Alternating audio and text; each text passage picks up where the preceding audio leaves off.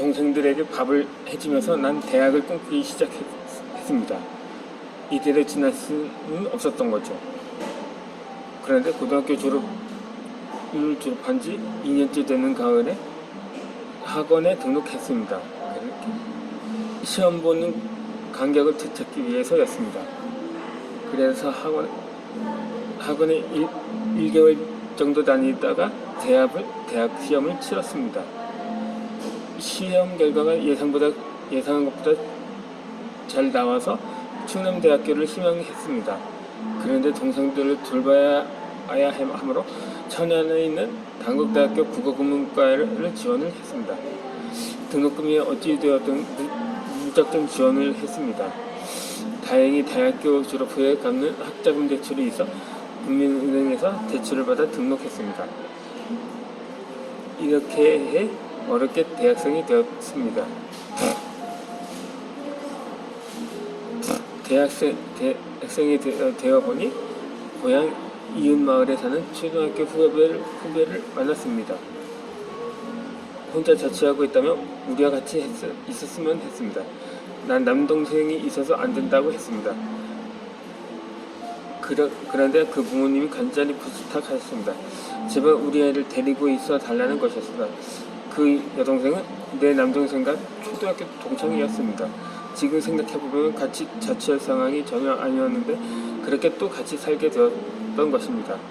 방이 하나니 난 늘 가운데에서 잠을 자야 했습니다.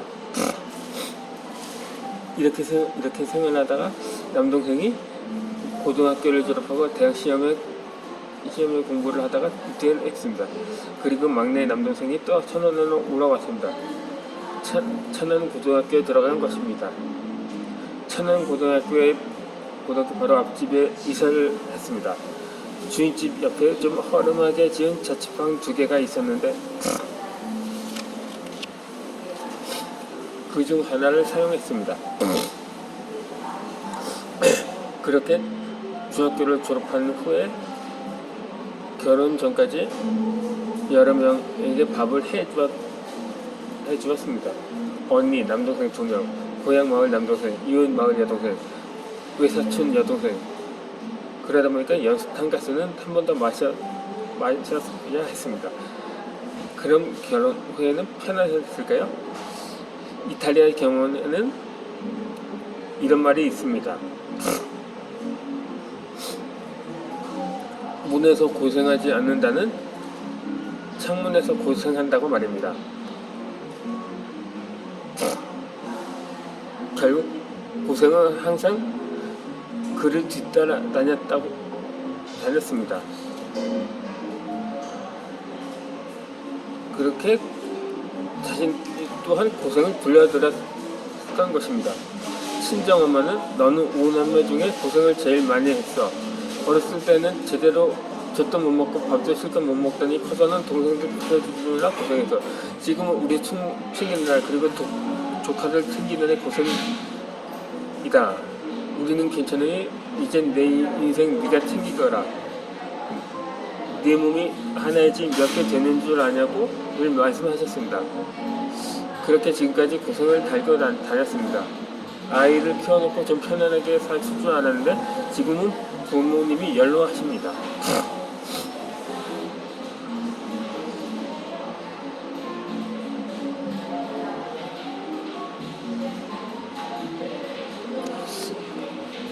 고통은 있어도 절망은 없습니다. 에센바하는 고통은 위대한 인간의 위대한 교사라고 했습니다. 그리고 고통의 숨결 아래에서 인간은 성장한다고 했습니다.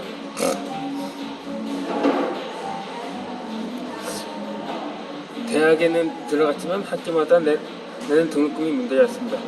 그래서 열심히 공부해 성적 장학금을 받아야겠다고 열심히 했습니다.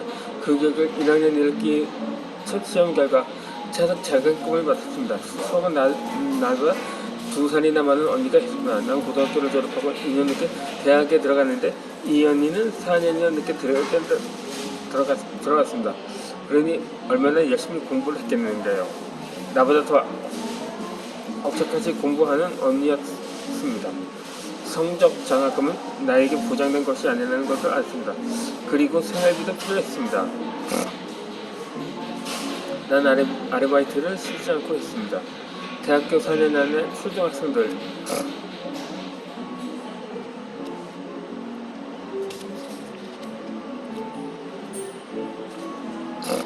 학생들을 가르쳤습니다. 한 아이만 가르친 것이 아니라 어떤 집에는 형제를 가르치기도 해 기본이 3명이었습니다. 아르바이트로 교통정리, 우체국 업무, 은행에서 안내 업무도 해보았습니다. 그런데 이렇게 열심히 노력했는데도 3학년 2학기에 등록금이 부족해서 등록하지 못할 징역에 놓였습니다. 그래서 휴학하기 위해 금호처를 찾아가 사정 이야기를 했습니다. 그런데 휴학하려면 등록금을 내어 등록한 후 휴학계를 내야 한다고 했습니다. 난 등록금이 부족해서 휴학하라고 했는데 휴학 처리 과정에 대해 내가 모르고 있었던 것입니다. 고민하다가 작은아버지를 찾아갔습니다. 부동산업을 하셔서 부자였습니다. 작은아버지께 용기를 내어 말씀드리기만 하면 불러주시리라 믿었습니다. 작은아버지, 제가 대학교에 다니다 등록금이 부족해 휴학과를 제출하려고 했으니 휴학하려면 등록금을 내야 휴학 처리가 된다고 합니다. 죄송합니다만 등록금 빌려주시면 졸업 후에 꼭 갚겠습니다. 그렇게 자신은 작은아버지가 돈을 빌려주시기는 쉬우리라 생각했습니다. 왜냐하면 작은아버지는 부자니까. 그런데 작은아버지는 돈이 없다고 딱 달라 대답하셨습니다. 작은아버지 댁에서 나오는데 장대비가 소나기 계속 쏟아졌습니다. 사촌 동생이 미안했는지 우산을 같이 쓰고 걸어오면서 계속 위로해 주었습니다. 집으로 곧장 내려오지 않고 고모네 미용실로 갔습니다. 이곳에서 여동생은 이곳에서 미용을 배우고 있습니다. 셋이서 여러 이야기를 밤늦도록 나누면서 서로가 서로를 위로했습니다. 이 사촌 동생이 아기였을 때 우리 엄마 젖을 먹고 자란 애다. 친남동생이나 다름없는 이 동생이 얼마나 미안해 하던지 5만 원을 봉투에 넣어 내게 건넸습니다. 여동생도 내 이야기를 듣고 다음날 석 달을 가불에 내게 주었습니다. 그 당시 동생이 미용을 배우면서 일해 받았던 월급이 6만 원입니다. 그 후에도 여동생이 학교에 찾아와 2달 월급을 또 내게 건네고 돌아갔습니다.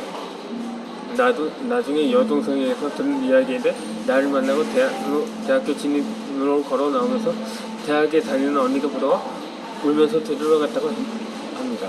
이렇게 동생이 도와줘 대학 등록금을 마치고 계속 학교에 다닐 수 있었습니다. 돈을 너무 가까이 하지 마라. 돈에 눈이 멀어진다. 돈을 너무 멀리 하지 마라. 처자식이 천대받는다. 이렇게 약간 대조적인 문구는 탈무드에 나오는 말입니다. 난 작은아버지로부터 거절당하고 돌아오면서 돈이 많다고 해서 다 부자라고 할 수 없다는 것을 알게 되었습니다. 돈 많은 작은아버지보다 돈 없는 내 여동생이 더 부자라는 것을 깨달았습니다. 내가 졸업한 후에 작은아버지 앞에 또 같은 모습으로 반드시 서겠다고 다짐했습니다. 인생은 고난의 연속입니다. 고난을 넘기면 고난이 끝이 아니라 다른 고난이 또 기다리고 있었습니다. 충남 광천에 있는 서해 삼육중고등학교로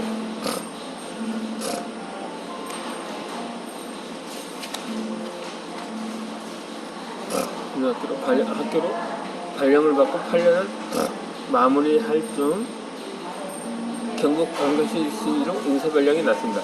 문제는 자녀가 어려서 데리고 갈 수 없다는 것이었습니다. 그래서 혼자 가기로 하고 인생모험 한번 해볼 양으로 임지로 갔습니다. 그런데 아이들과 떨어져 지내는 고통은 상상 그 이상이었습니다. 그 고통을 어떻게 말로 다 표현할 수 있을까요?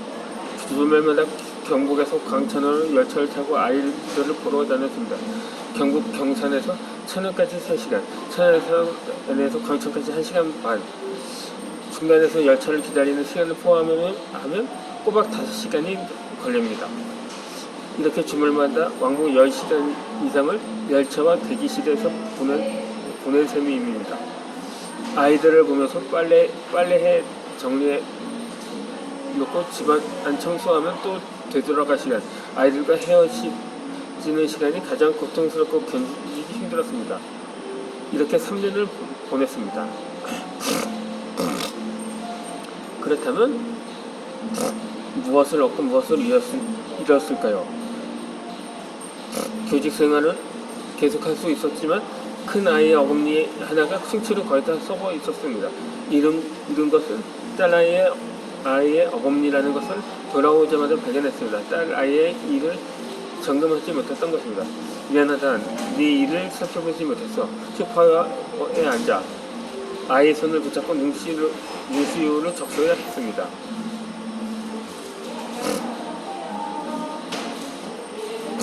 또 한 아이는 둘째 아이 장단지에 아이 주먹만한 한 상처가 생긴 것이었습니다. 왜 그렇게 되냐고 물어보니 할아버지 오토바이에 그랬다는 것이었습니다. 할아버지가 오토바이를 타고 들어오셔 방금 주차했는데 아들이 지나면서 열을 채우지 않은 배기가스통에 장단지가 스쳐 화상을 입었다는 것이었습니다.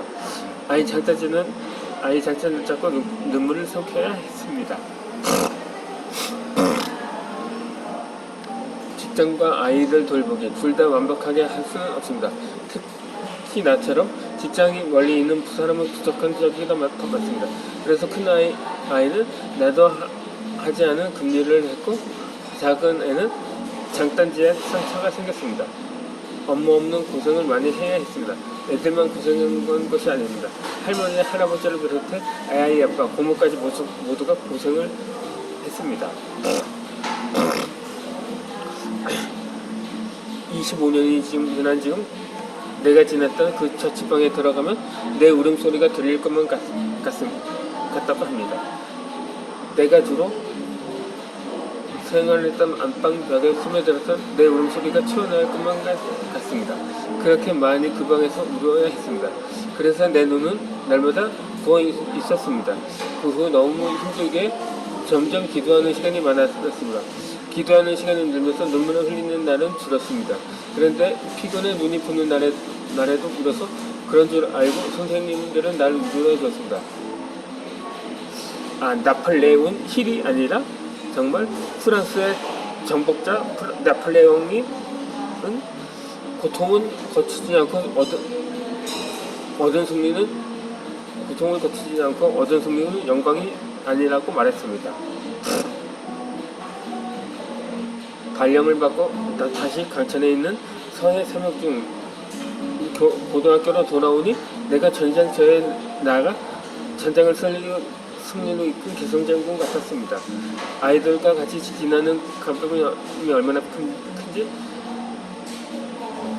잠시도 아이들 곁을 떠날 수 없었습니다. 매일 감사하는 하루하루였습니다.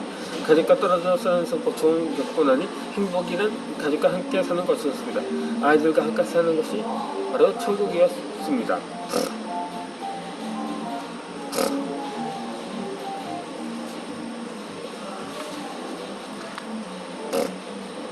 난 지금도 우리 아이들에게 말합니다.